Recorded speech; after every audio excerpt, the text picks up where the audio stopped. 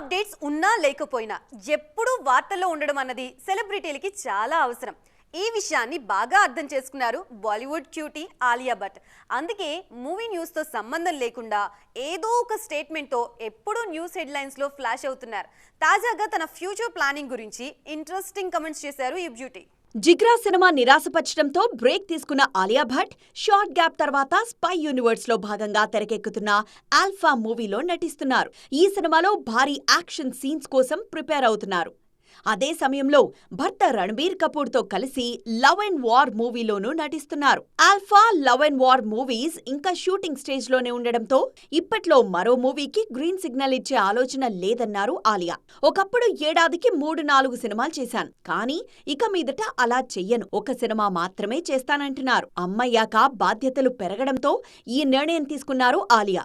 తన కూతురుతో ఎక్కువ సమయం గడపాలన్న ఉద్దేశంతోనే ఇష్టం లేకపోయినా సినిమాలు తగ్గించుకోవాలన్న నిర్ణయం తీసుకున్నారు. అందుకే ఆల్ఫా సినిమా తర్వాత చేయబోయే సినిమా ఏంటన్నది ఇంతవరకు కన్ఫర్మ్ చేయలేదు ఈ క్యూటీ. సినిమాల సంగతి ఎలా ఉన్నా ఫ్యాన్స్ తో టచ్ లో ఉండడంలో మాత్రం నో కాంప్రమైజ్ అంటున్నారు ఈ బ్యూటీ. గతేడాది ఒక్క సినిమా కూడా రిలీజ్ కాకపోయినా ఏదో ఒక అప్డేట్ తో ఫ్యాన్స్ ను ఎంగేజ్ చేస్తూనే వచ్చారు. ఫ్యూచర్ లోనూ అదే ట్రెండ్ కంటిన్యూ చేయబోతున్నారు.